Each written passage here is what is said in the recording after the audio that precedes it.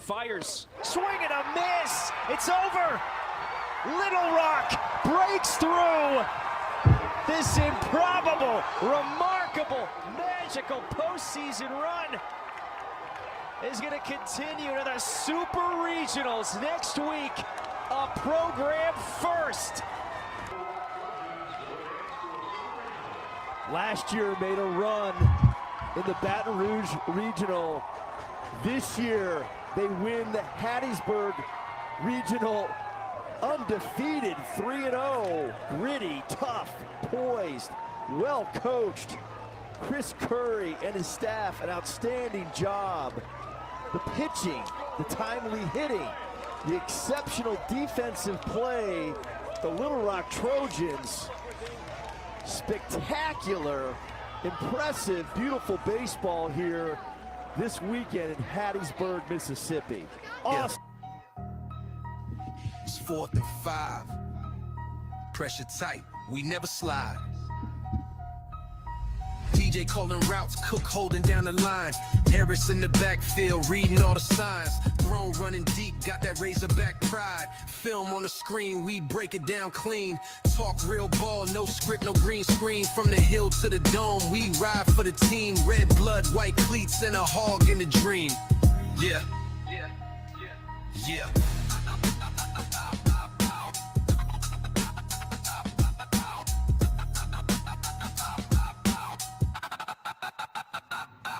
Yeah, film on the screen, we break it down clean.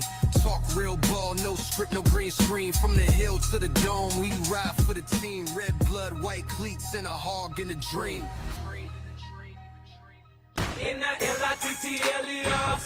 Oh, you see it.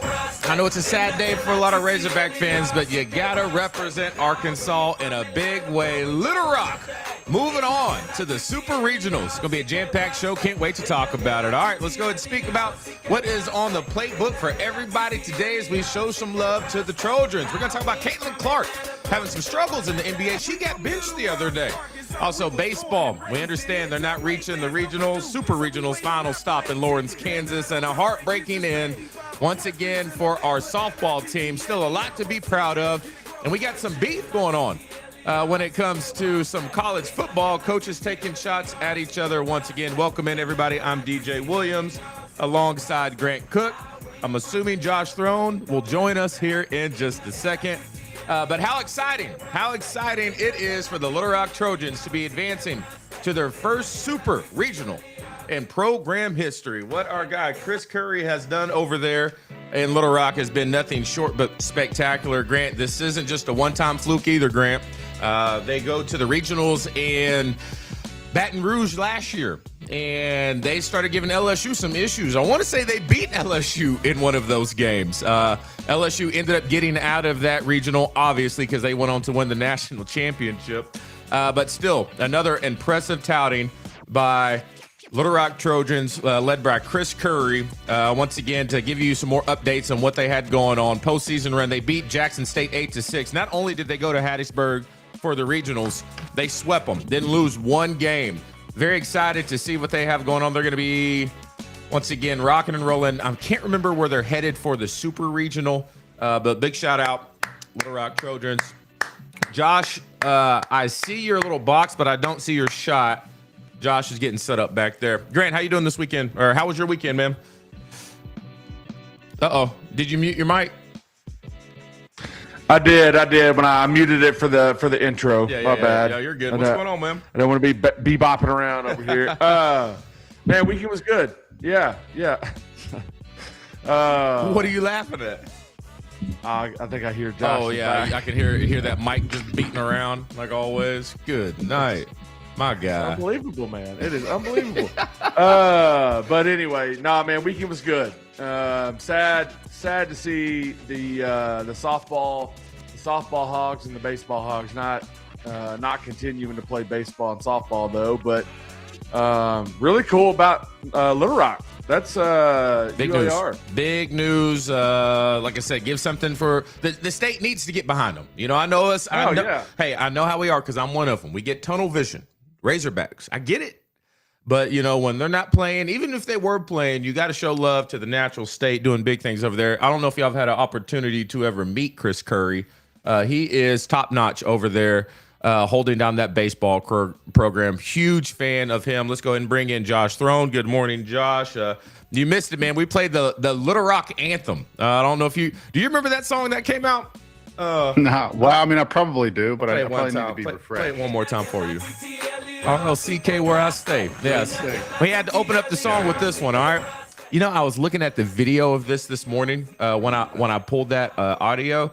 I went to middle school with the guy that was leading rapping in that one. Called him Lil Petey. He was a really good football player back in the day, but holding it down, I guess, in the rap career. Nice. That song is like from 14 years ago. Anyway, all right, y'all, let's get into the show. But before anything, who's in the chat with us this morning?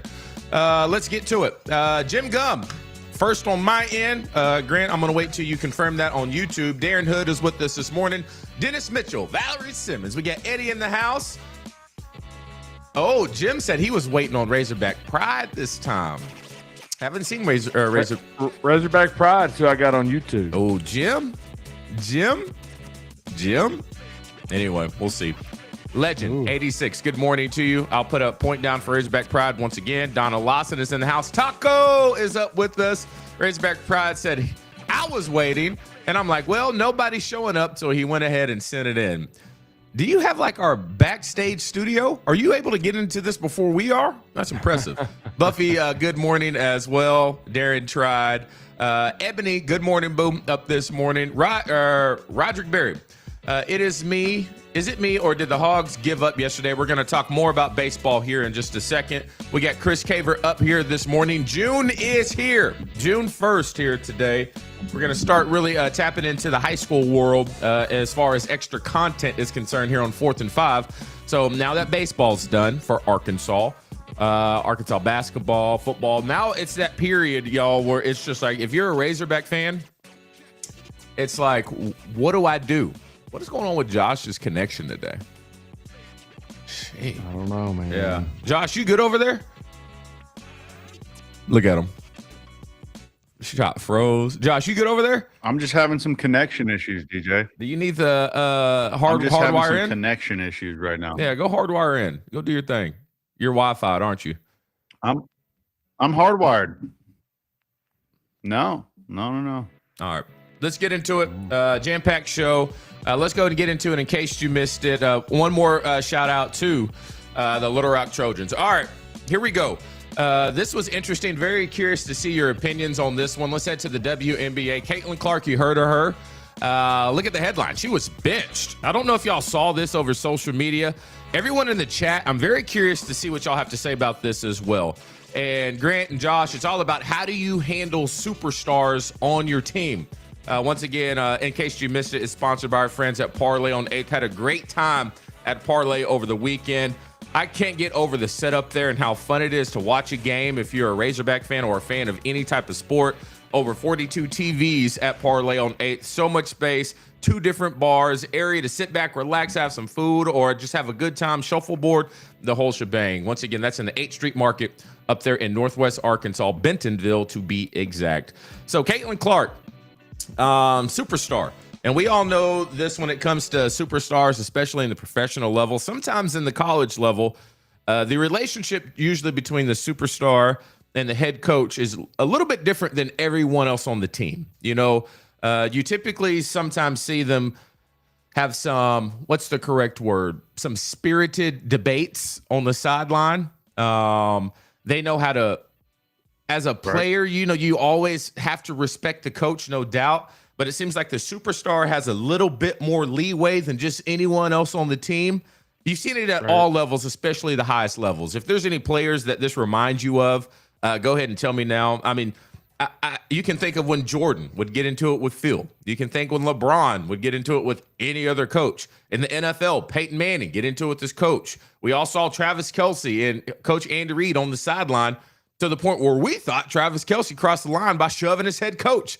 But you hear the press conference afterwards, and Andy Reid just talks about the relationship. He says, that was passion from Travis, but I know him well enough to know that wasn't disrespectful. And, you know, so Caitlin had a little moment like this. she's on the bench with her head coach, and the head coach kind of gets a little fed up because Caitlin kind of pushed back a smidge on her. I can't remember which video. Yeah, it's this video right here. She pushed back just a smidge. As you can see right here, she kind of puts her arms up, a little frustrated. You can see right here. Then the coach immediately says, all right, that's enough. That's enough. Hey, come down. Caitlin, get up. You're out. You're out of the game. Gets subbed in by a rookie who's averaging 1 point per game in a crunch part of this game. You can see Caitlin shaking her head in frustration. Now, a lot of people would say, y'all, Caitlin needs to listen to her, which I get it. However, I've done a little bit digging in this, and there may be a little bit more. Now, I'm about to say a name of somebody I don't like at all. And the reason I don't like it because I think his takes sometimes are very, very polarizing. They're very, very centered to tap into one specific audience, and I think that's his stick. And his name is Jason Whitlock. I don't know if y'all have seen any of his stuff. It is, it's hard to watch. However, I try not to judge people too harshly all the time. And I was listening to something that he said, and I think maybe he had a little avenue here when it comes to this coach's relationship with her superstar. I think sometimes when you have a superstar, they need to be embraced. It's okay to sometimes, when asked about their performance, to say, man, sometimes I just sit back and let them do their thing. We're so lucky to have this person. I feel like some coaches know how to handle it like that, and the players on the team can respect it, you know? And then sometimes you got a superstar on a team of people who you have to worry about them being jealous about the superstar. And it's not about them, it's about us type of mentality. Caitlin Clark had a game the other day, and she scored, it was 14 or 17 in the fourth, or 14 or 17 points in the fourth quarter, right? And she was doing this to get her team back to a position to try to get to overtime. And then she hit a last-minute three-point shot to send her team to overtime with 1 second on the clock. Amazing fourth-quarter performance by Caitlin Clark. And when asked about Caitlin Clark, the head coach that is, after the game, you can see the shift in demeanor of maybe not giving too much praise to Caitlin, but trying to just make it more about the team. So listen to this, and we'll talk about it. I thought our whole group showed resilience, in that rally. We showed the ability to make tough shots. We had some really good time and score execution moments, offensively and defensively, in those moments. We just have to have more of it consistently. So the reporter asking her, what about Caitlin in that fourth quarter? And to not make it about Caitlin and say, no, we all were resilient. Be like, do you feel what I'm saying here? Is it okay for a coach to say, man, Caitlin was special? I mean, I think we see that all the time in so many other sports when a player really stands out, that a coach doesn't have to filter themselves to make it seem like they're showing more favoritism towards one player than another. Well, number one, I think it has to do with what's going on, the dynamic of the team. And maybe they're trying to build some bridges back there. No one's only going to know that, but who's in that organization. That's what it felt like. And usually when a coach doesn't single a player out positively, it's because they want everybody to feel like they're a part of it. But I think as a coach, especially if you have a player like Caitlin Clark or, Tom Brady or whoever it was that's come in, just took the game over and did something, unbelievably special. I think what you got to say is Caitlin, obviously had a really special fourth quarter, but I also want to say everybody else played a role in what we did in that quarter, right? I mean, you can do it in a way that just calls a spade, which is Caitlin Clark goes out and scores 15 points in 8 minutes or whatever. But I don't know. I mean, that is a little bit weird that it seems like they're just kind of blushing over the whole thing. Well, she is. You look at, at the college level when Caitlin was doing her thing, not only did the coach say how special this talent was, the players on the other team would say it as well. It's not just in women. I mean, the same thing with the way Angel Reese was over there at LSU. I'm just going from recent college. The way that head coach over there at UConn talked about Paige Beckers and the players on her team talked about Paige Beckers. There was just so much love given. And that's the same thing in professional sports as well. How many times have these players this postseason alone talked about, I'm glad we got Victor Wembanyama on our team. I mean, how special is that guy? Speaking of that, we're going to talk about the playoffs and the finals being set up. But just a very interesting approach on that side of things. I think we're going to deal with Josh kind of dropping in and out all day, which is fine. I had to look up Jason Whitlock. I know his face. Oh, bro. Somebody in the comments said, how dare. I'm sorry for even bringing it up. If you watch his stuff, Grant, you're just like, who's paying your salary? And are they telling you are you just saying what you want to say to make them happy? I don't know, but he is a very, very, very hard watch. But speaking of special players, the NBA playoffs are set. Very curious to where we go. A lot of people think it's done. They think it's done. They think the NBA Finals champions are going to be the San Antonio Spurs. You know what, guys? I'm going to say hold on a little bit. All right? I'm going to say hold on a little bit. I think the New York Knicks, don't sleep on them, y'all. Now, when it comes to what the Spurs are doing right now, Ebony asked me the other day, she said, is Victor Wembanyama that good or is he just tall? I'm like, I think he's just tall. You know, right? Now, he's special. He is special. But I think he is just tall. Am I hating if I say that? Well, I mean, it definitely is an attribute that brings a positive. That's a positive in basketball. I mean, but you got to think, man. Dude's what, 7'3"? He's 7'6". 7'6". They have him standing next to a 7'4" person. They have him listed as 6'3.5". They have him standing next to a 7'4" person, and he is clearly taller than this individual. They have him listed at 7'3.5". Is that what you said? Yes. Is that what you said? 6'3". No, 7'3.5". 7'3". Yeah. Okay, but he's tall. Okay, he's taller than a 7'4" guy. But I mean, the thing I was going to say is that I don't know that you've ever seen someone that has as much skill as he has at that height. Yeah, it's insane. Correct. That's the thing, right? Like Yao Ming, obviously super tall dude. Young Shaq could ball handle really well. And, kind of take it coast to coast and that. But, I mean, you're talking about a dude that's, 7'5", 7'6", whatever he is, but he's skilled. Like, he can handle the ball. I mean, most of those guys, when they're that tall, what was the dude's name? Sean Bradley? Yeah.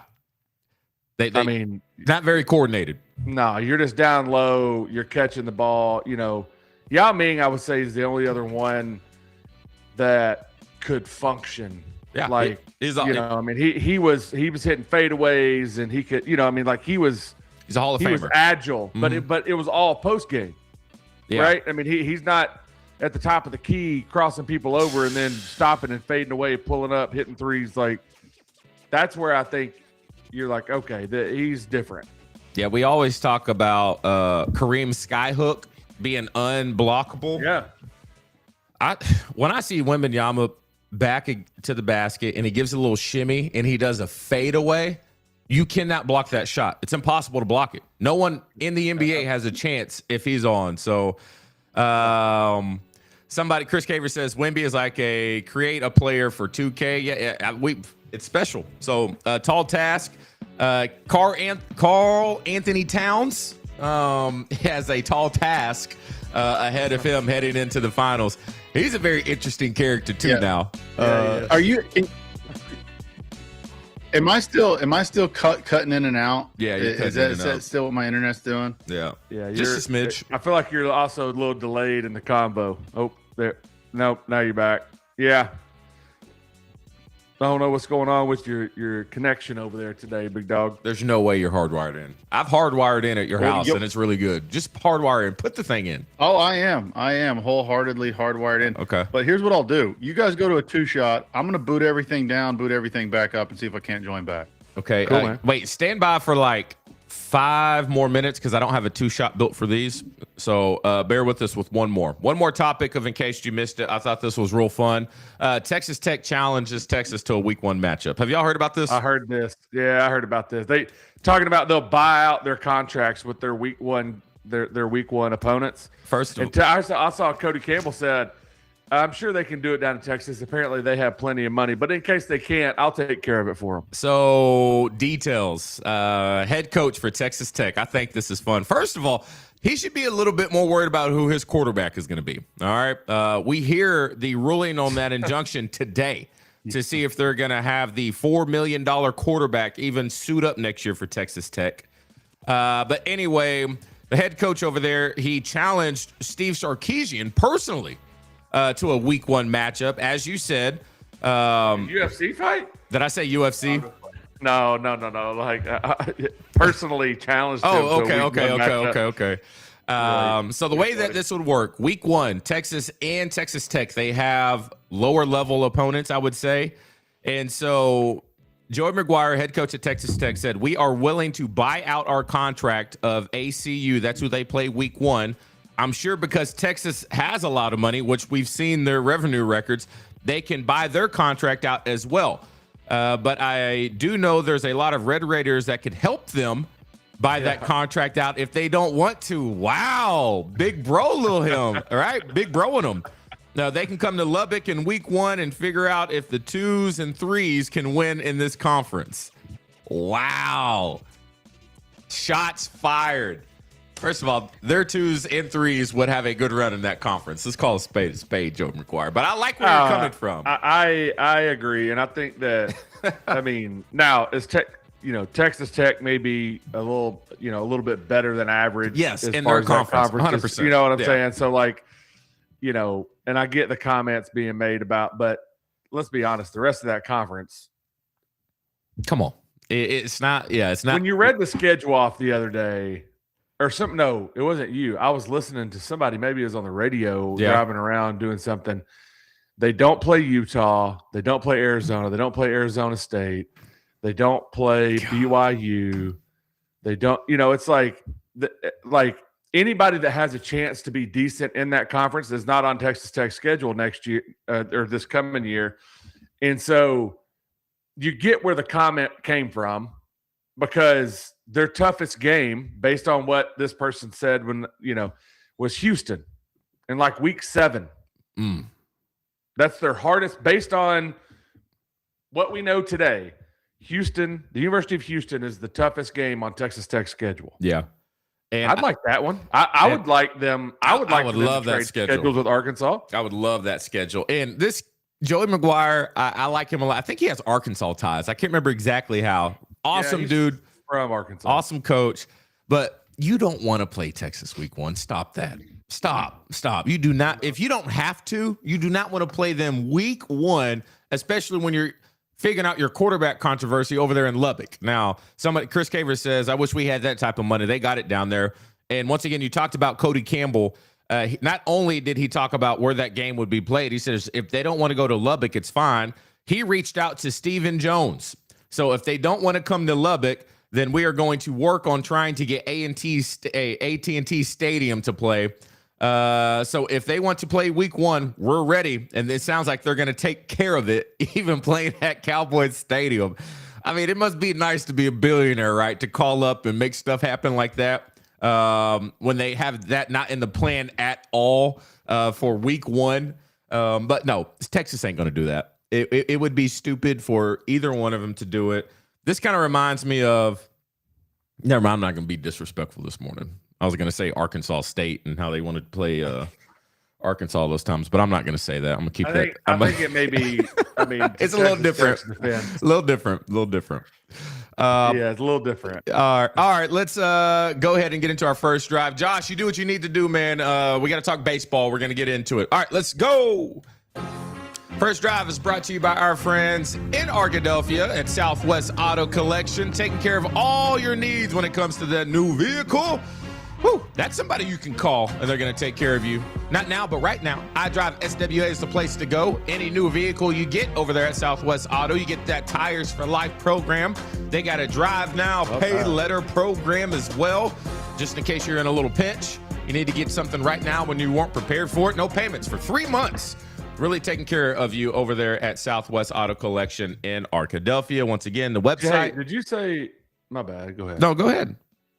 Did I say what? Did you say they have a collision center down there too? Yep, they got a collision center as well. So They're like for real one-stop shop. One-stop shop, collision center. And the thing about, they have literally three dealerships. That's why it says auto collection. And so you can just shop around from each one. All works together. Great financing. And once again, doesn't matter where you are. You find your vehicle online, they will drop it off to your front doorstep. All right, baseball, sad day. Tall task, though. When you have to play 2 games, you start digging into that bullpen, and then you put up 10 runs. In the whole back of your mind, man, you're thinking, all right, even if we do win this one today, we got to come back tomorrow. We got to do it all over again. No pitching left, just completely depleted. A tall task, an extremely tall task. All right, thanks, Jim. I got you covered. All right, so before we get into that, let's go ahead and hear from Dave Van Horn real quick. I got a little soundbite. They asked about, obviously the performance. I kind of sped ahead in the press conference, and he talked more about what the problem was with that last game that they lost to Kansas. Super proud of our players for getting after it. I mean, the message this morning was we got to score, we got to hit, and if you'd have told me we're going to score 10 in each game, I'd have told you we're probably going to win both of them. But the defense let us down a little bit today, and I got to throw a couple freshmen that went out there and let it rip a little bit. Kind of gets me excited about next year a little bit. So. All right, the future potentially bright up there at Arkansas if they don't transfer. I don't feel like baseball deals with that as much as the other big sports, but who knows? And Arkansas is a very, very dynamic and special place to play anyway. One that you would think would attract a lot of players. But yeah, very tough day for the Razorbacks. Now, we do have Alyssa Orange. She's going to break it all down because we got to talk about softball as well. And I got an interesting thing. It's something I said last year about the baseball team, and I got a lot of heat for it. And I'm going to say it again this year about the softball team and probably get a lot of heat for it. All right. That's going to be a little bit later on. But Alyssa, she sent in her recap over the weekend for softball and baseball. So sit back, relax. You got about 3.5 minutes of Alyssa's Diamond Hog report.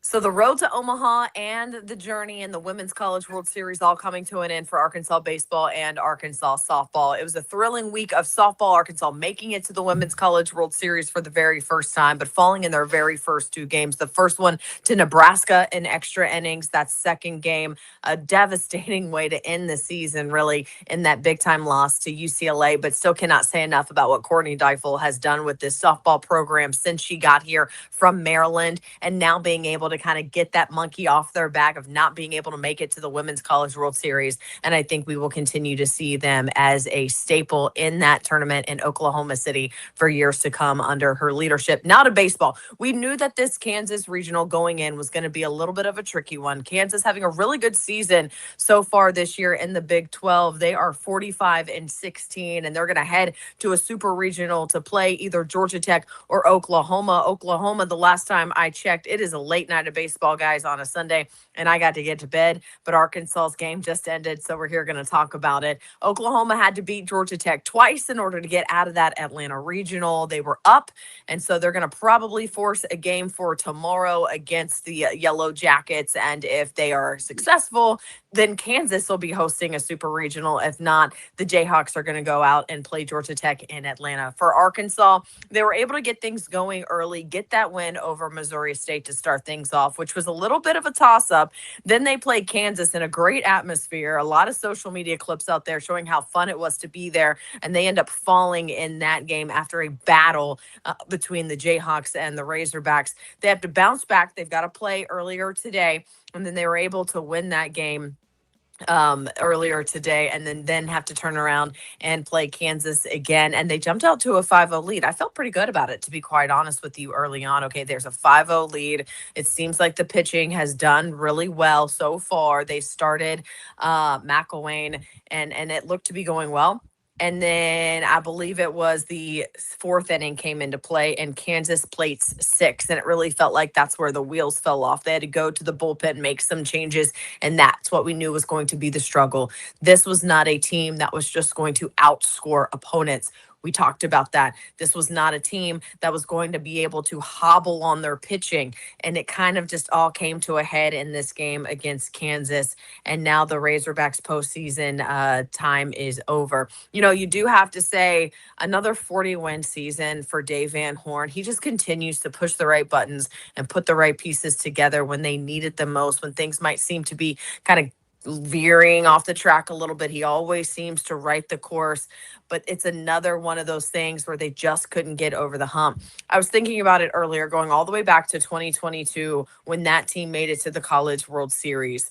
Then that 2023 team lost in their own Fayetteville Regional, and the 2024 team lost in their own regional. And then in 2025, they make it back to the College World Series, and now they've lost in the Lawrence Regional. It's like every 3 years or so, they're going to get to the College World Series, which is saying a lot. But then there are those years where it just seems like something happens in the postseason, and it just trips them up, and a team that we think has a ton of potential ends up just kind of sputtering out at the wrong time. But unfortunately, baseball is over for the Razorbacks, which breaks my heart because you know how much I love baseball, guys.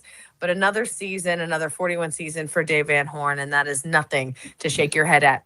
Let's head back to you. All right, once again, big shout out to Alyssa Orange for holding that down. Last time we'll hear from her. We got no more softball, got no more baseball, but we'll stick on baseball, y'all. When it comes to, I mean, why is just our expectations too high as a program? Is this where we want to be? Because once again, 40-win season, amazing. There's a lot of programs that wish they could do that. Even how well we did in our conference play as far as 7 out of 10 series, awesome. It's just, we ran out of arms, essentially, is what we'd said. Even though, offense did what they needed to do. You heard Dave Van Horn in another soundbite saying, if you were to tell me that we were to score 10 wins in each game, then we'd be going to the Super Regional. Just wasn't able to knock it out. But impressive, that is. But you know how we are as Arkansas fans. Is there a reason to worry about the trajectory or what's that word? Trajectory. Oh, I was on it. Okay. I don't know why that sounded weird. I was down the right path of our baseball program. Or we still got time. Dave Van Horn, hopefully he can have another run before he hangs it up. Look, baseball's a weird sport. Now, we always talk about how football is shaped funny. It bounces weird ways. Sometimes baseball does the same thing, and so there's not many coaches out there that are winning 40 games year in and year out that are winning 70 to 90% of every series that they play in their conference. I think that because you haven't had the end-all be-all product that you want, which is a national championship. I used to, when I was playing AAU, Dickie Nutt was, his sons were on the team that I played on. He was the basketball coach at Arkansas State, Houston Nutt's brother. He'd say there's only one team that's happy at the end of the year. Everybody else loses their last game. So it works. And so there's some truth in that. But I think what Dave's done over a long period of time, a huge sample size. I go back to when we talk about, do we think about coaches, and do we need to find somebody different? Who are you going to go get? Who are you going to go get that's going to put you in a position to be successful more than he has over the time that he's been here? And I don't know that there's someone out there. Maybe there's one or two. Yeah. Maybe. But at the end of the day, it's about winning the games timely when you need to win them. And a lot of times that's, just coming in, who's hot, who's got the hot hand. I mean, look at LSU last year. They almost lose. We just talked about it. They almost used to UALR in their regional. And then they put it together just enough, scratch it out, and then they go in a national championship. So I don't think it's about that. I think it's there's a little bit of luck involved when it comes to some of this stuff as well. Yeah. Me not being a baseball guy, even though I hosted a whole baseball show by myself the other day, pat on the back. Thought I did okay. All right. Shout out, DJ. Shout out, DJ. I was over there trying to do this thing. I was like, how am I, the football guy, doing a 30-minute pregame show on baseball? You're up there like, all right. Look, hold on now. So you go look around Arkansas media and the different figures in Arkansas media. It's not like they played college baseball, Man, DJ. it's just, you know. At least you were a college athlete. That's you're starting here. You know, that's good. guys, 4 balls, 3 strikes. Hey man, I was saying, I looked up like baseball lingo. I was saying, this guy, he's going to be pitching around the zone, So, Arkansas has to take a lot of pitches. I didn't know what that was. Look, 10 minutes before. He's not got a lot of stuff, but he finds his spot. Oh, you know what? I was in it, man. I was saying it all. All right. I thought it sounded good. I don't know. But to what I was saying, yeah, that's the one thing I think outside of luck, as we've been talking more about baseball, learning more about baseball, just the pitching staff. I really had no idea how impactful having multiple guys on different days, as the people in the business would say, would have good stuff. And, and then the organization of these players and needing to, Gabe Gackle, a very interesting guy who we all thought we've seen enough for him to, okay, we expect him to really grow this year and play a big role. And then you don't get much out of him. He did a little bit better towards the end. Not great, but not the guy that we thought he was going to be. We thought he was going to be our, Friday night pitcher, lead off the series, the ace. Weekend ace. And so then you're just shuffling around and figuring out, our bullpen or not. Another guy that we brought in, preseason All-American freshman Carson Brumball over there at shortstop or second. I think maybe he was a second baseman. Didn't get anything out of him this year, so just missed on a few of these guys. Not Cole Gibbler. Yeah, you can go down the list of these, when you look at what they were bringing back, preseason ranked, top 3 in almost every single poll. It just didn't pan out this year. And so to your point as well, Grant, baseball's a funny sport, but I think there are some consistencies that you can count on where Arkansas fell short this year. Well, the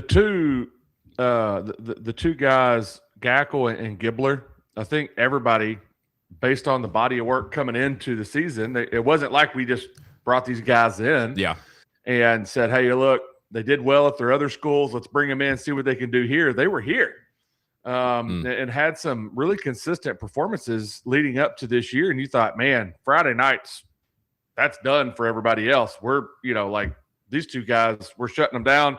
We're going into the weekend with a 1-0 lead. And, we started off the season and it was like, ooh, okay, this is a little rocky, but we got to get our footing here. That's okay. And then it just kind of got to the point where it's like, all right, we can't do that anymore. And you start thinking about, of course, hindsight's always 20/20. If you'd have known that's how it was going to pan out, you'd have probably gone and got a couple more pitchers in the off season. But I always think about that stuff is like, what would we have changed knowing what we know now? Yeah. And golly, that's such a tough way to look at things, but that's what we do as fans, right? Yeah. I mean, you're like, oh man, why didn't he go get 5 more pitchers in the portal? Golly, duh, everybody knows that. We always say that. Josh? I think baseball's got a different kind of grading scale as a coach than what you get when you're in football, than what you get when you're in basketball. I mean, I can't imagine, and I'm not saying this to knock on Dave Van Horn at all. I think he's a fantastic coach. I think he should have ultimate job security. He's kept Arkansas baseball relevant for a very, very long time. And I think that's important. He's put a lot of guys in the major leagues. This is a premier school. We've got the fans behind it, which I think is huge when you're a head coach, because if you lose your fans, that's an issue. I don't think he's ever lost the fans. I think that he's always made sure that we've had plenty of people in the seats there. He's always made sure that we're competitive on a national stage. And for as long as I can remember, we've always seemed to have a chance at potentially winning a national championship. And that's the conversation that you want to have every season is, can you do it? Can you get there? Are you good enough to get there? Like Grant was talking about, there's a lot of things that have to happen in order to make it happen. The best regular season team is not always the guys that pull it off in the end. And I feel like that shows a lot in baseball. So I think he's got his job secure. I think that I like where Arkansas baseball is. I'm ready to see us just get it. Every time I think about Arkansas getting a national championship, I think about that that foul ball, man. That one that was up in the air that we almost Dang, had. I mean, Josh, we gotta let that go, might man. have been that might have been the top moment of my life that I was keeping up with Arkansas baseball. And after that, it was so gut wrenching. It was hard to. But what I was going to say, DJ, since you're working on your baseball skills, we should get Michael Shattuck on the show. Former Arkansas Razorback guy that He pitched up here. He could get some insight for us. Yeah. I grew up with a lot of guys. My brother was a really good baseball player. I grew up with Evan Cox, who played up here, David Hum, who played up here. We got resources we could pull on. We are about to hopefully have a big resource. A guy who is through in and throughout with Arkansas baseball. Had another conversations with Andrew Hutchinson over there at Best of Arkansas Sports. He's a baseball guy. That's his bread and butter. And I think we're about to have a nice little partnership with our friends over there at Best of Arkansas Sports. And he can join us once a week. Obviously, it would have been nice if that happened at the beginning of the year. Maybe next season when it comes to baseball. But look forward to us doing a lot of collaboration with Best of Arkansas Sports and all the articles that they got coming out covering all things Arkansas. So, yeah, I think between that and Andrew and Alyssa, we're going to be on that baseball. All right. I know we're a football school. I say we're a football school here at 4th and 5, but we're working on other elements of our craft as well. All right. Before we move on from baseball and talk about softball, Ebony sent me something. I saw this morning. I didn't have time to put it on the show. All right. So y'all bear with me just for 1 second because I got to throw something up on the screen. Then I got to chop it up and edit it, blah, blah, blah. So I'm going to just do this real quick. Okay. I'm going to do this just We're going to talk about Caitlin Clark again. No. Just give me 1 second. Let me do this. Okay. Let me come back. And now I can work on dadgummit. I can't do it while it's not up. I wanted to show y'all something. All right. You know what? We're just going to do it. All right. So did y'all see this the other day? Georgia pitcher. Sorry. This is just going to be me and y'all and Caitlin Clark. A Georgia baseball player pimped a home run, turned to the bench, and gave a very interesting gesture to the sideline over there against Liberty. Let me run that back. You see him hits the home run, and then he grabs his towards the bench. Oh, yeah. Can y'all see that? Here, let me pull this up just a little bit. I mean, I've seen it. He could have just been fixing his cup. No, he gave him a little. That's a very timely cup fix. Look at the bench as he goes by, and they all start pointing at him like, "What? Did he really just do that?" Him? Oh, he got tossed. He got ejected from the game. There's called pimping a home run, and what are we doing here, right? Oh, they lost it. You see the umpire as well. Yeah. Plate up. He's standing there in the box. He's like, run. You can tell him. He's like, go. Yeah. Can't do that one. Georgia coaches are mad. Did he do that? And then he in the dugout. What? I didn't. What? Dude, what? Come on, man. What are we doing? You can't do that. Hey, listen. If you're going to do the crime, you got to do the time, big dog. Man. In basketball, you can hit a three. You can show the sideline that you got ice in your veins. You can say something to somebody. In football, you can get up with a first down, point forward, toss the ball. I mean, in hockey, you can fight. In baseball, you can't run to first base. No. Yeah, you can't, Josh, you can't as a quarterback throw a touchdown and run to the other sideline and grab your junk in front of everybody. Grab it, move it around. Baker Mayfield did. Baker Mayfield did. Yeah, and he got. Yeah. No, come on, man. There's only one player that I know of that got away with holding his junk, showing it off to the other team, and that was Marshawn Lynch during that run at Seattle, jumping into the end zone. Backwards? That was actually pretty cool. All right. How many kids were doing that after that? Like all the kids. The kids. Every one of them. I personally think that if you allow this type of stuff, if you allow celebrations, it makes baseball more fun. So this is they can throw the bat. They can throw the bat 50 feet in the air and go run around. And so this is what Ebony Mitchell, I guess, our insider baseball. She says apparently his mom was sitting above the Liberty dugout, and he was just yelling at his mom. Looks a little suspect. Mama, I did it. No.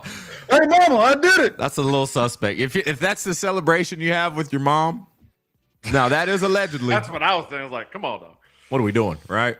Hey, man. Real quick. All right. I told Josh you were gone. I said something last year, all right, that got me into a little heat. I said it while I was on the buzz. And I remember Bubba Carpenter. I love Bubba. He was like, come on, DJ. Come on, man. Don't be like that. When baseball won the Supers and punched their ticket to the College World Series, right? And they run out of the stadium and they go jump into the pond, you know, do the whole dog paddling celebration. And I think it's, you know, everybody's like, how exciting it is to go to Omaha. And there's a part of me that stepped back, not understanding the tradition, I guess. And I said, why does it look like we just won a national championship? What are we doing? Why are we jumping into the pond? Why are we? I mean, like, as Kobe would say, the job's not finished. But, you know, I learned real quick, it is what it is in baseball. But I made the argument on the buzz of saying, you want us to celebrate this as if it was the end goal. But I'm telling you, if we go to Omaha and lose the first game, no one cares about what just happened over here in Fayetteville. It's all about Omaha. That's the standard at Arkansas. But, you know, apparently I should have known. But so I say that to say this. I know a lot of people who went to the softball game, the Super Regionals up in Fayetteville. And then when Arkansas went ahead and won that thing, you saw kind of the same celebration, the tears. It got to a point where they celebrated so much they didn't even go over there and shake Duke's hand, the team that they just beat. You know, they're in it. Granted, some people would say, act like you've been there before. Our softball team has never been there before. Super, super excited. You know, and so they're overwhelmed with joy. I get all of that. Duke's over here like, are we going to shake hands or not? Whatever. And then you go, and it's almost like for that moment, it seemed like this is what we worked for this year. Instead of being able to mentally put your mindset of like, this is just one more step to our ultimate goal. And then you get to the College World Series, have a couple, even Courtney Deifel said, you know, when it comes to coaching decisions, she made a call that was wrong, put her team in a bad spot. And then you end up getting beat 11-0 in their last game and then get sent home. And so where are y'all at on that when it comes to celebrating just making it to the tournament? As far as, I think there's a level to it. Or am I just being a hater or being too much and non-realistic? I would say that in baseball, it's almost the equivalent of going to the Final Four.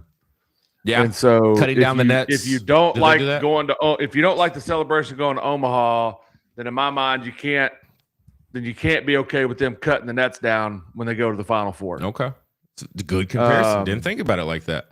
So you know, it's like, hey, that's a big deal, right? You hang a banner if you go to the Final Four. Okay, right? You put a year out there on the outfield fence if you go to Omaha. You know, they look at.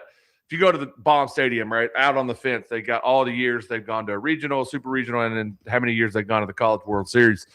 So I think I'm okay with it. I mean, they're fired up. Now, I am also still a big like, hey, respect, you do things the right way. I get cheering and all that. Go over there and tell the other team, you know, good game, do your thing like that, whatever it is. So I would say but that's not the goal. Yeah. Right. The goal is to win the whole thing. So let's reserve a little bit of the celebration. Is it different for baseball though? Softball, it's the first time they've done it, you know, and you're overwhelmed, especially for Courtney Deifel. Baseball, however, it's like, it's almost like Omaha or bust, right? That's why I was. My question is it a regional championship game? Is that what you're being titled as? You're a regional champion. You make it to the College World Series, I guess. Yeah. Well, I mean, to me, it's like, do you celebrate after an SEC championship game in football? You know, I think you do. You know, and then you go on and you play in the playoffs and you know, so on and so forth. But you celebrate during that process as a SEC championship. You celebrate in your bowl game. You celebrate in your, you know, potential football national championship. So in my mind, if that's a regional championship game and you won, you're regional champs, I don't have a problem with you celebrating. I think you should. You know, it's funny you say that though, because as time has went on, you can now see how programs and coaches, they don't even want to play conference championships anymore because it's just like, were these even really important to start off with, or is the main goal making it to? It'll always be something else, you know. Yeah, that's the thing. But hey, in basketball, we have the what's the tournament? Where we go down to Hawaii in the beginning of the season. Yeah. Yeah, they celebrate that win. Whoever wins that. So I mean, I think that it's important to celebrate those victories if they mean something. If it makes you a regional champ, I mean. Yeah, I mean, I'm not going to take away them celebrating or act like that's something they shouldn't be doing, because every sport does it in a series of different stages on their way to a national championship. I'm not going to say that because they cheered hard because they won while they lost. No, I just, for me, it's mentally, was it almost like we did it, you know, instead of locking back in? Because, you know, I think getting before that game in the Super Regional, you can tell the focus of them locked in and saying, we have to get over this hump. I can see DJ as a coach, man. Yeah. What y'all cheering for? Me, get y'all back in the dugout, man. Hey, give me that trophy. Throw that in the trash. That don't mean nothing. What, y'all want this little bitty trophy right here? Y'all want this little one? Hey, come here. Hey, matter of fact, come here. Come take a picture. Come take a picture by this trophy. I want you to have a picture. I'd be Matter of fact, look at the shorts, the t-shirt on. We got conditioning, man. I'm tired of this. I tell you what I have a kid, God, I hope I stay away from it. You know, I do. I hope I just sit in the stands and shut my mouth. Mind my business, right? Yeah, you ain't got it in you, man. Well, Johnny feels good that he got a trophy. Everybody clap for him. You would just embarrass these kids, man. Oh, man. I'm not built for it. DJ's going to be over there like this watching. Him like, man, I told myself I'm not going to do it. I'm not going to get involved.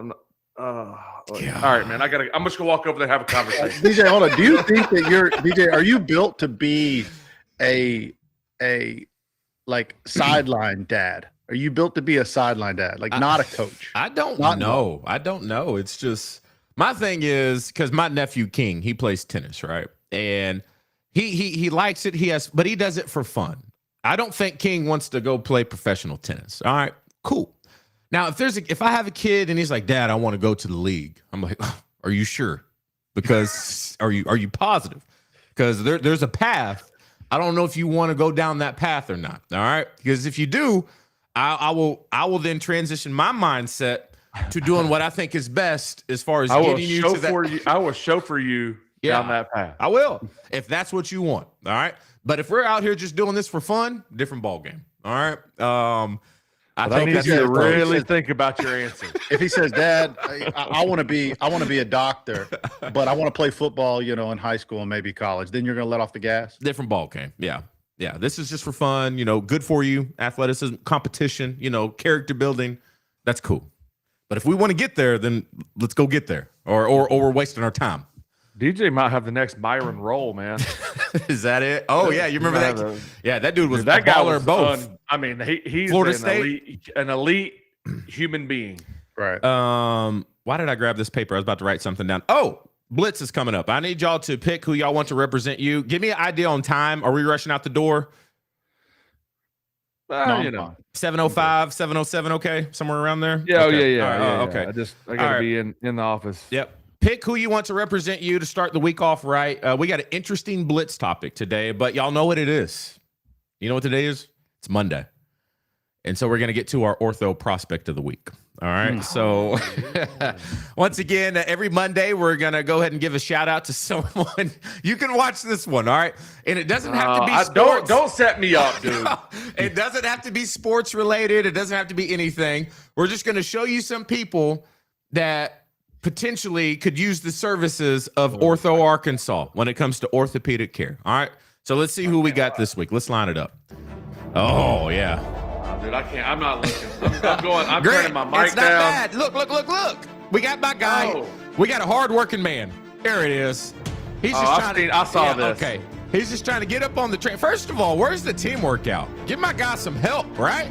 He's got that right leg stuck, I think. Right leg stuck. Yeah. You got to give it a good push. You got to get them hip flexors. Yeah. Back. That ain't. Oh, no. See right there. Oh, his head almost hit the track. Now, Bro, you know what that looked like? Me falling off that ladder. That was you. I know one thing. I don't know if it's necessarily a hamstring that my guy has going on right now. Definitely maybe a neck strain, back probably. He's probably got a few things where he could use the services I'm at still our trying to friends. figure out why he let go Hey, of man. Hey, that grip. They got to work on that grip work. He was holding up. Did he go through every scenario in his mind, and then he was just like, I think the only one is just to let go and see what happens? That's all I got left. I got to let go. Once again, if you find yourself in anything that you do where you end up getting hurt unexpectedly, my guy right there could use the services of urgent care at Ortho Arkansas. Once again, extended urgent care hours to take care of you.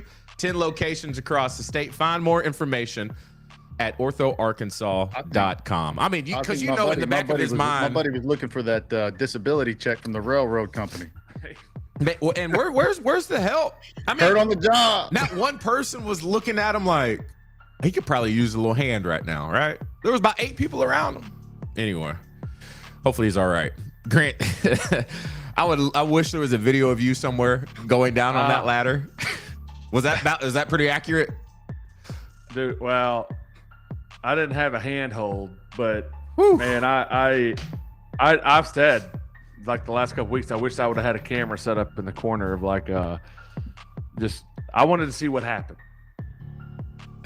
I wanted to see what happened. See if it's as bad as it was in your mind. Yeah, I could have been a prime candidate for the Monday ortho need of the week.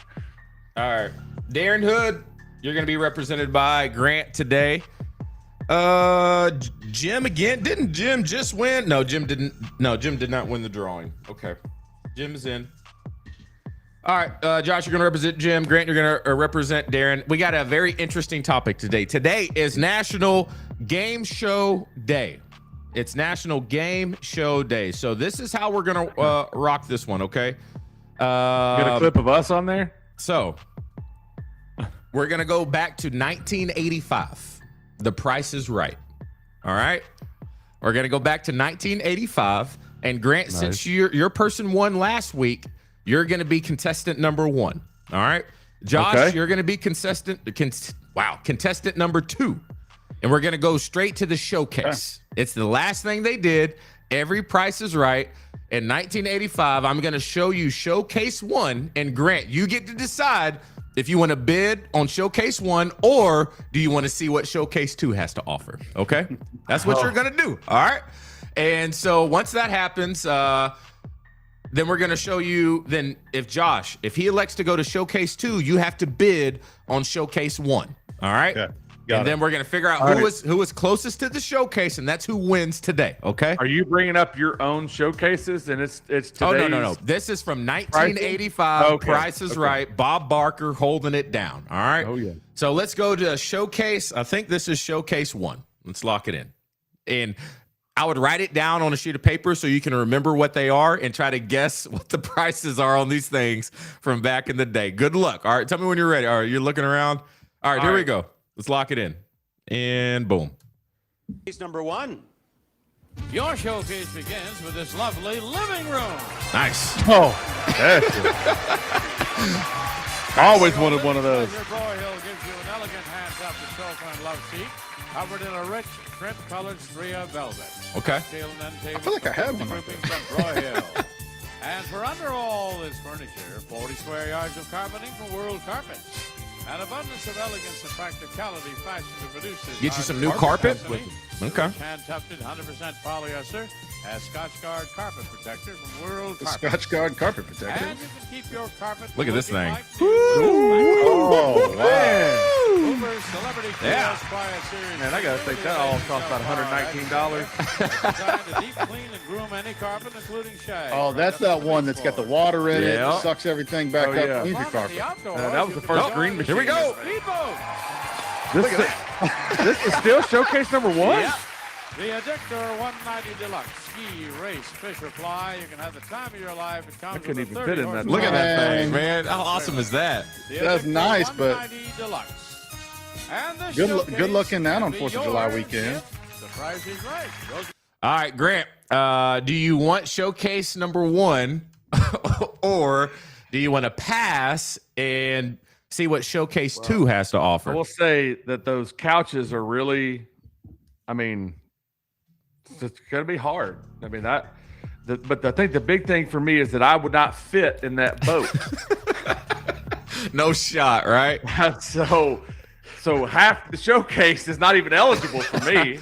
Okay. And so I think I've got to go look at showcase number 2. So if you're going to go showcase number 2, then Josh, that means you have to bid on showcase number 1. So what is your bid? Which was the living room set. And don't forget, if you and the boat, you can't go over. We know that. Oh, wait. Okay, so that was all one. That was all showcase. one you showcase. get the couch, the carpet, Yep. the cleaning machine, And the boat. coffee tables, Yep. and the boat. Yep. Wow, okay. In 1985, though. Yeah. Look, So we got people in the chat acting like they're the fans over there at Price is Right, just yelling out numbers.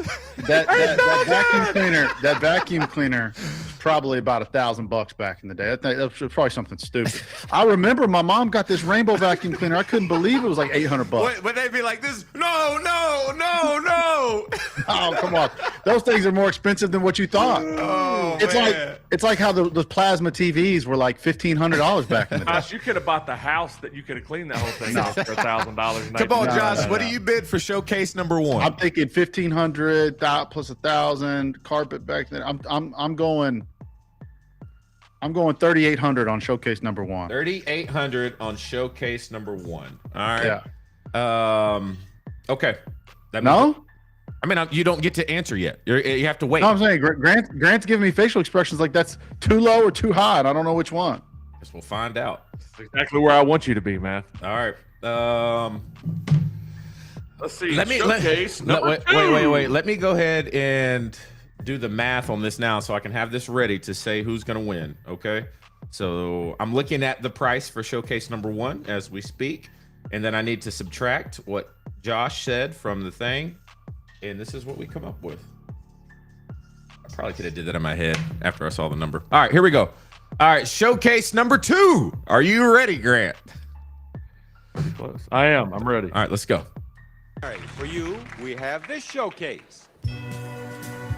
Your showcase is filled with some of California's Take your notes. most unique but little-known fan clubs, like the Colombo Fan Club, whose members get together once a month, swap stories about their hero, and try on his and her raincoat. Look at that.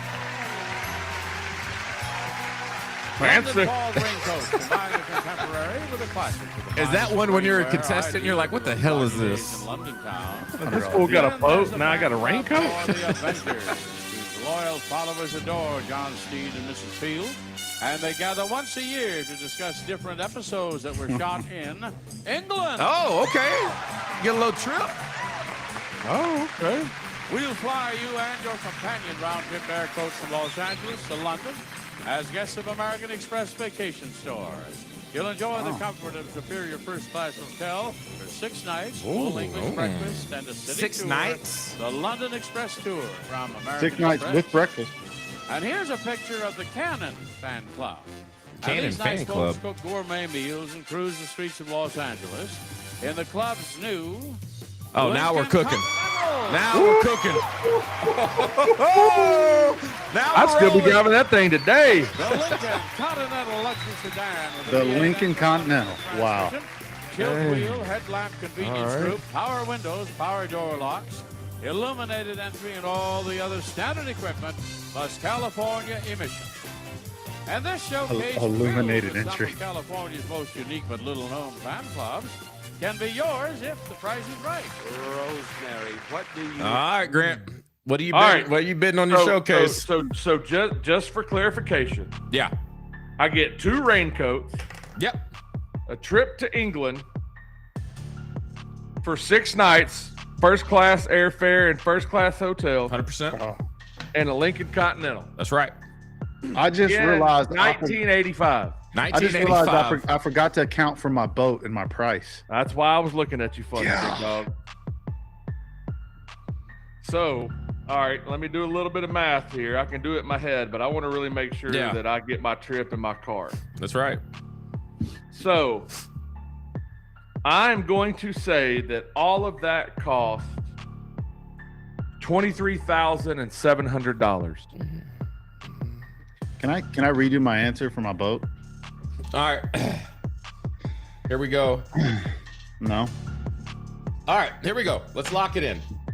For showcase number 1, Grant, the total price for the whole showcase is $26,394. That's a difference of $2,694. That's a difference. $2,696. That's pretty close. All right. What did he say? What was his number? So $23,700. So Josh, if your difference. Wait. Can I account for the boat? That's not how this works. I forgot. If your difference this is so stupid. If your difference is smaller than $2,600, you win your showcase. Of course it is. I didn't account for the boat. Showcase number 1 is $7,615. A difference of $3,800. Grant Cook, you win your showcase with the lesser number. You're going to London and you get your new car. Congratulations, Grant Cook. Look, he won by default. We did all that. We did all that for 1 point. All right, let's go ahead and wrap this. It's National Game Show Day. In the chat, I want to know, what's your favorite game show? I'm a big Family Feud guy. Love Family Feud. Think that's a blast. Let's wrap this up with birthdays. What's your favorite game show, Grant and Josh? Man, Family Feud's a good one.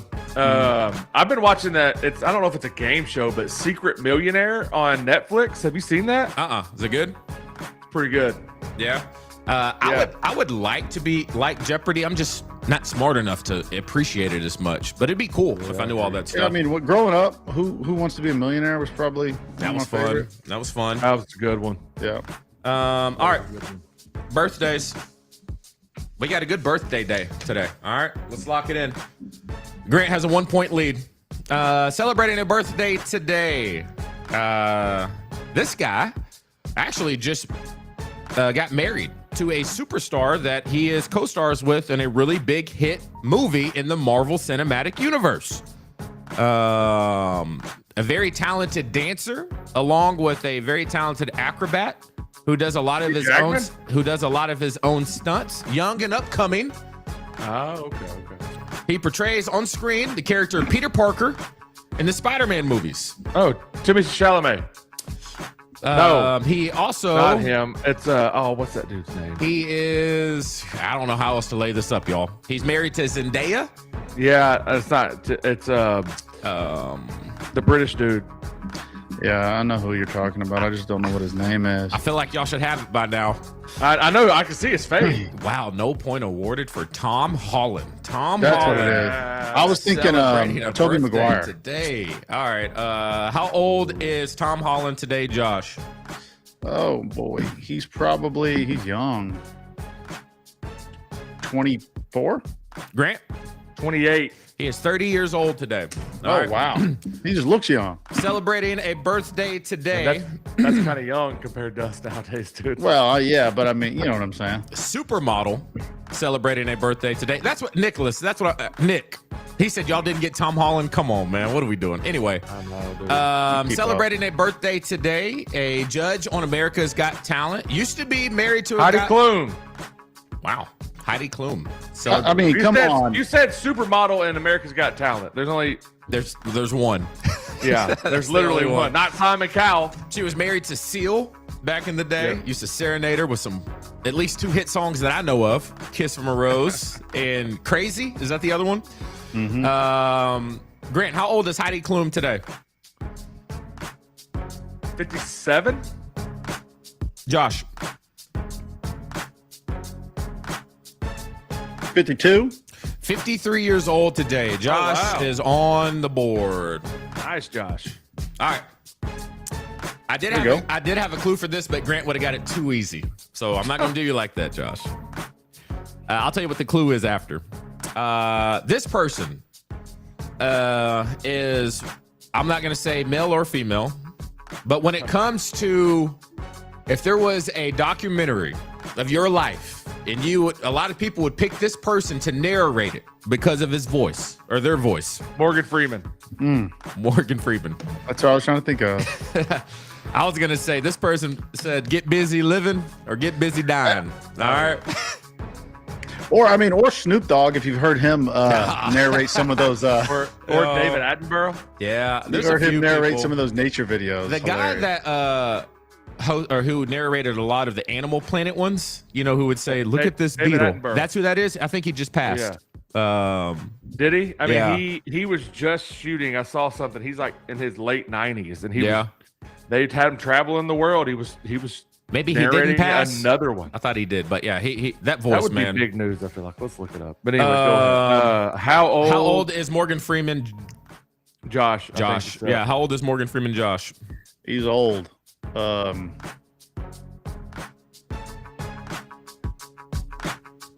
86. Grant.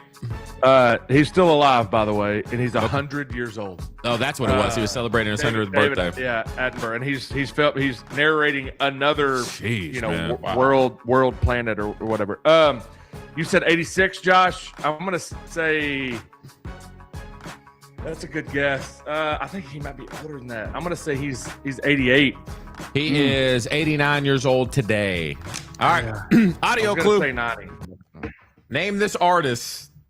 I feel like y'all should know this. Maybe not. Name this artist. Alanis Morissette. Wow. Grant's on fire again today. I mean, it's just incredible, man. He can hear one word.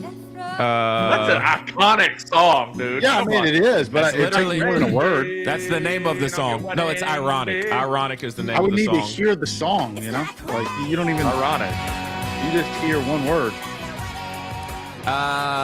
Josh, Grant. How old is Alanis Morissette today? She is gonna be 52. Right on the nose. Wow. 52 years old today. All right. Let's keep this thing rolling. Yeah, it's getting out of hand. Darren, we did it, brother. We got two more. I think it's safe to say. Actually, three. Hey, you got a shot, Josh. You got a shot. All right. This actress came on the scene, comedic actress, that is, primarily from a role in Trainwreck, alongside Bill Hader. She played the character of a. She had a relationship actually with John Cena in that movie at first. Then Last Comic Standing, sketches. John Cena. Yeah.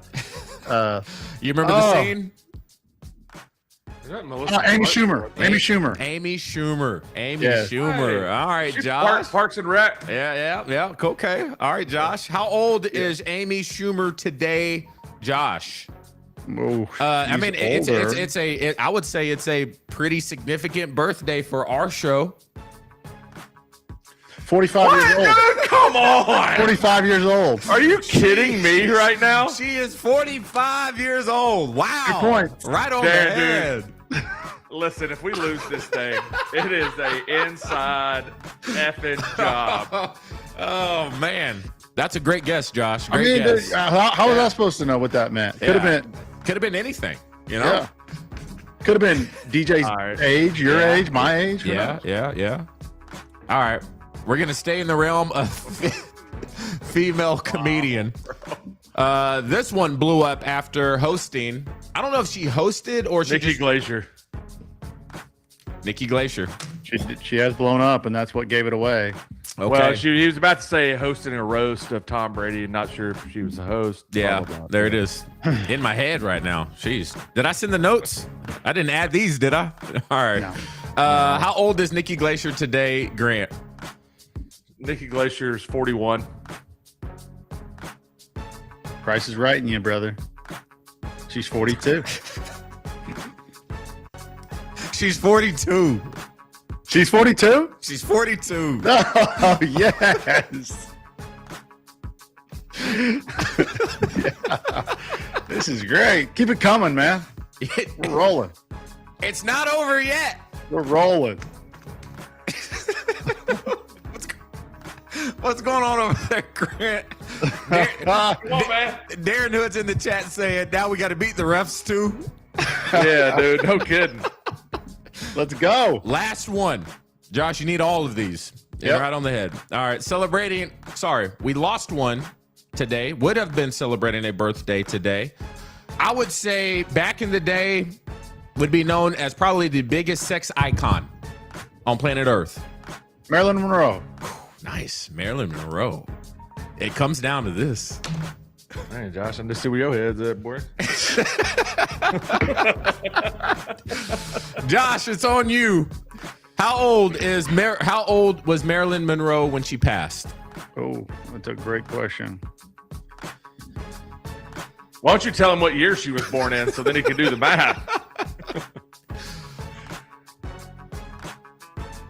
She died young. Those eyes are rolling, and there's a lot of silence. I'm looking at you Big guys. dog. I'm trying to think. Well, no, I'm not. I mean, hide the chat if you want to. It's not in there. She was young. Come on, I need an age. Come on, give me Give one. the answer. Give me one. Come on. I don't know. She was in her 30s. Jeez. When she died, or how old she would have been today? Look, too long. It's already in the chat. Josh, you're taking too long. Taking too long. Jim tried to recover. I know you see it. I know you see it. Yeah, I see it now. Yeah. Grant, how old is it? Doesn't I matter. said hide the chat. Grant wins today. Jeez, Josh. I was try to give a dog a bone. Try to lead him down the path. Well, I mean, I don't get a chance to think. It happened a long time ago. She was 36 years old when she passed. All right. I was going to guess my age. You were gonna guess your age. I was going to guess my age. How old? Aren't you 37? 36. Thought you were 37. Anyway. All right, y'all. Let's wrap this up. Darren Hood. I ain't going to do you like that, Darren. I ain't going to do you like that. Your name goes on the board for a drawing at the end of the week. It was almost worth seeing Grant's reaction to all that fun stuff. All right, Darren. Jim cost us the point. Oh, it's Jim's fault? Jim, we almost had it, man. Jim tried to correct it. I was going to guess my age because I didn't know. Appreciate y'all. I know I got to wrap it up. It was a great Monday. Thanks for starting off the week off strong. It's going to be a great week here on 4th and 5. Like I said, be expecting a lot of high school content. Now that all Razorback sports are done, we're going to start taking a look at the future. Hopefully some future Razorbacks as well. Taking a look at the top prospects in the state. Be ready for that. I'm DJ Williams. That's Josh Throne. That's Grant Cook. Y'all have a wonderful day. Thanks so much for watching 4th and 5. Oh, there it is.